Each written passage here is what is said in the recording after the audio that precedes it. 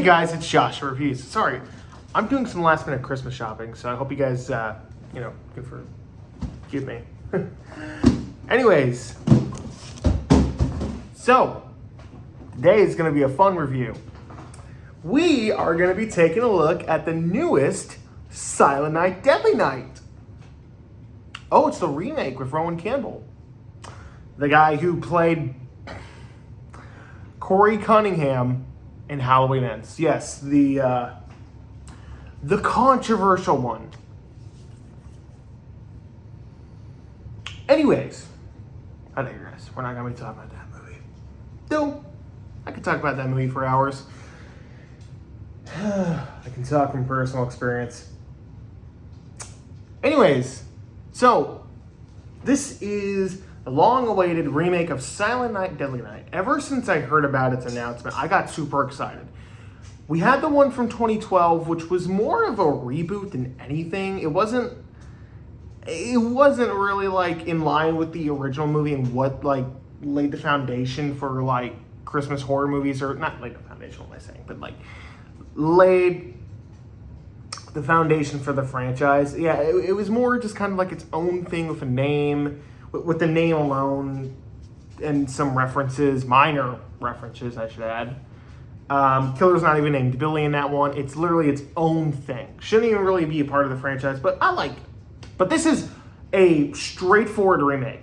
Characters from the first one are in here, but obviously it being a remake, it goes in a much different direction. So I got excited when it was announced, though it was kind of being tossed around. It didn't really like find ground until I think last year or beginning of this year, where it was announced that Rowan Campbell was going to star Billy, and it's going to be directed by Mike P. Nelson, whose other credits consist of the Wrong Turn reboot, one of the segments in VHS, and most recently, Sweet Revenge, the comeback to Friday the 13th. But that short is not good, so not Mike P. Nelson's fault, just short wasn't good. It was one big commercial. I didn't like it. Anyways, but finally, after like a long process of this movie getting floated around, finally it got made. How is it? Okay, so this takes the story from the original movie where Billy witnesses his family getting murdered and he becomes the murderous Santa that we all know. It takes that and it throws a unique, different spin on it, which, it being a remake, I wanted to do that because if it didn't, then what's even the point of remaking it? And I get, some movies shouldn't be remade. I mean, if anything, I think movies that have cool concepts but were poorly executed, those are the type of movies I think should be remade. But I digress. I think, in my opinion, this movie nails it in terms of retelling the story from the original, but doing its own thing. And this is one of the only cases where I think a remake makes sense. Yeah, the original is still the classic, and I will just go out and say this movie doesn't I don't think this is better than the original. I think the original is still one of the best slashers ever made, one of the best Christmas horror movies ever made, but this is definitely the closest we're going to get to being, on that level, because I don't think any of the sequels come close. Not even competition. But the reason I think this remake makes sense is because you can't really do the first movie again of being there. For example, you can't do a legacy sequel with the original. You can't do it. And you can't continue off of the train wreck that was 3, and you can't make another sequel after 5 because that just doesn't make sense. You could continue off of the one from 2012, but who's really asking for that? So a remake makes sense, and I think this movie succeeds. What I like about this compared to the original is that it actually retells the same story, but it doesn't do it beat for beat. It actually throws a unique twist on it, which is going to work for some people, but it also isn't going to work for some. It worked for me. It won't work for other people. What I mean by that, when we're introduced to Billy, we aren't given all the details as like what went down the night his family got murdered, which is in the first 10 minutes. I'm not spoiling anything. Because that's the origin of Billy in the original movie. So it happens here, but there's a twist. There's a twist. I won't spoil it, but there is a twist. And we're not given all the details until much later. And I like that. And when we get introduced to Billy, he's on the run, he's on the road, and he's already being the killer Santa. He already has been doing this for years, and 10 years to be exact. And he's on the run. He's kind of like Jack Reacher, how he's like always on the move, never really staying in one spot until he moves to, sorry if you hear my dog in the background, I can't do anything about that. But he is always on the run, never really staying in one place more than once, until he finally comes across this one town where he meets this girl, Pamela. And I can't believe I remembered her name. And she is played by one of the actresses in the Happy Death Day movies. And I like her. I like her in those two movies, the Happy Death Day movies, and I even saw her in that one movie that came out in 2023 called Fear. Anyone remember that? I saw it. But she's a good actress, and I don't see her in a lot of work, so it's I'm glad that she's doing more stuff like this because she's a good actress. Very underrated. And Rowan Campbell's Billy is great. I don't need that. That doesn't need to be said. I mean, he's great in Halloween Ends as Corey Cunningham, despite what people will say about that movie. Whether you like the character Corey or not, you can't deny that Rowan Campbell gave a great performance as Corey. I'm sorry. Like, if you disagree, I think that's just subjectively wrong, but you're entitled to your opinion. I love Rowan Campbell. He's a great actor. He does an exceptional job as Billy in this movie, and I will actually say I think he does a better job as portraying Billy in this movie than the original, but I still prefer the original, if that makes sense. But that's specifically because of what they do with the character in this movie compared to the original. I do prefer Billy in the original, but I prefer the performance in this movie, if that makes sense. Because in the original, it's more of like we're seeing how it unfolds, how he gets from point A to point B. Here, we're already at that. We're already at point B. We don't need to see point A because it's explained. And, well, kind of. It's explained, but there's more to it until much later, which, again, there's a twist that you'll either like or dislike. But yeah, so we get introduced to Billy, and he meets this girl named Pamela who runs this antique store or novelty store or whatever, and it's the Christmas season. And when we get introduced to him, he starts hearing a voice in his head telling him who's naughty and who's nice. And the voice tells him to go after these people, and he goes and starts killing people that have been naughty, and it's very interesting to see. It's this movie definitely, in some areas, takes itself seriously, but in other areas, it doesn't take itself seriously. But that's not a bad thing, because there is a scene where Billy is told to go to this place where this woman is being naughty or whatever, this bad person. And you're thinking, okay, well, how bad can she be? He enters this club or whatever, and it's a club full of Nazis. It's a club full of Nazis. And he immediately goes berserk, and he grabs an axe, and he just starts hacking away. And that's definitely one of the highlights of the movie. I don't condone violence of any kind, but yeah, I'd be lying if I said it wasn't kind of fun to see a bunch of Nazis getting their ass killed, or ass kicked. I said killed with it.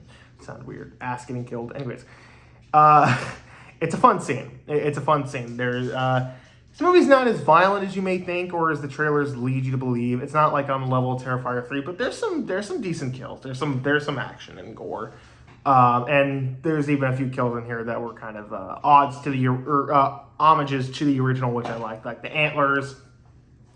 The person on the sled getting decapitated, that's a cool reference. So there's a bunch of kills in here that you would know. The bow and arrow kill with the store clerk in the original, that's done here. And one of the strong suits in this movie that I thought really worked for this film is the relationship between Billy and Pamela. I really liked the relationship they had. It reminded me a lot of Corey and Allison from Halloween Ends, which a lot of people didn't like that relationship.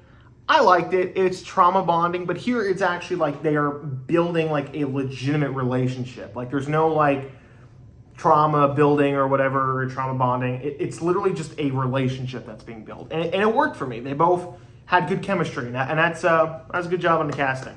It was a good job. And I'll say that for the most part, I actually had a legitimately good time watching this. There's only a few moments where I was kind of like, okay, where is this going? And I thought that towards the beginning, the editing I had a little bit of an issue with, but honestly, as the movie went on, it really didn't bother me. It was just kind of jarring at first, but then once you get to it, like once you get used to it, you're kind of like, oh, okay, I understand why it was jarring at first, but now it's like you're getting used to it. So okay, it's familiar. It's familiarizing yourself with the film. Is that? Anyways, whatever. You're getting familiar with the film as it goes on, and if you're looking for a Christmas horror movie, man, I was surprised how Christmassy this movie was, which I guess I really shouldn't be, but man, was this a Christmas movie, and I love to see it. Christmas lights everywhere. This movie made me feel like I was watching one of those Christmas Hallmark movies, and I mean that in the best way possible. This is a fun, entertaining movie, and I think there are some elements where it does improve upon the original. I can't get into it without spoiling it, but I will say, when the twist happens, it will either make or break for the movie, because all I will say is it has to do with the voice that Billy hears in his head, which I guess I should briefly talk about that without spoiling it. I'll just say that the voice in the head of Billy is named Charlie, and it has to do with the night that his family's murdered. That's all I'll elaborate on. But as the film continues and you're like, who is Charlie? Is this just in his head, or is there something else going on? I actually really came to like Charlie. He was an interesting character. He was an interesting element in the film that I felt like kind of made it stand out more. It kind of gave the film more of an identity compared to some of the other films in the sequel or in the franchise or whatever. This really shouldn't be a franchise, but whatever.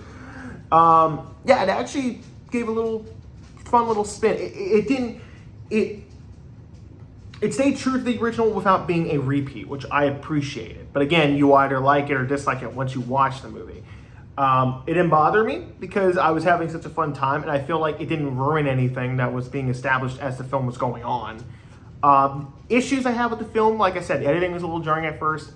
The twist, you either like it or dislike it. I didn't mind it. In fact, I liked it, but people either like it or dislike it, so I guess that could be considered an issue, but whatever. I guess it's subjective, but anyways, this is a little spoilery, but I won't get too into it. But towards the end, there's this kidnapper who kidnaps kids. He's called the Snatcher, which I guess you could point back to the Grabber from Black Phone, but I don't know. I didn't really see any similarities besides a little hint here and there. But he just kind of is mentioned a few times and then just briefly brought up at the end for the climax. You're like, okay, he served his purpose. Whatever. Could have maybe tied it in a little better, but it's whatever. And honestly, that's it. I surprisingly had a good time with this movie. I was expecting to like it, but I didn't expect to like it this much. There were some things that improved upon the original. Like, there were some things that I think worked better in this version with Billy than in the original. But I think that the original is still the definitive version. Like, this isn't, like, beating it, but I do think that both are serviceable movies, and I loved both of them. This was a lot of fun, and it definitely, the thing I liked about it was it paid respect to the original, but not also repeating the original. And that's what I think a good remake should do. This is up there with the likes of the Friday the 13th remake or the Texas Chainsaw Massacre remake, in my opinion. So if you're in the mood for some Yuletide slasher hallmarkiness, you're gonna enjoy this movie. Is it better than the original? In my opinion, no, but it is definitely a good movie, and I think you guys will enjoy it. So I'm gonna go ahead and give this movie an A-. All right, guys, we only have 4 more days till Christmas. You know what? I've been reviewing a lot of shit. I'm reviewing a lot of horror movies this month. Hey, it's time we get into some legitimate Christmas movies. Oh yeah, we're gonna have some fun. Yeah.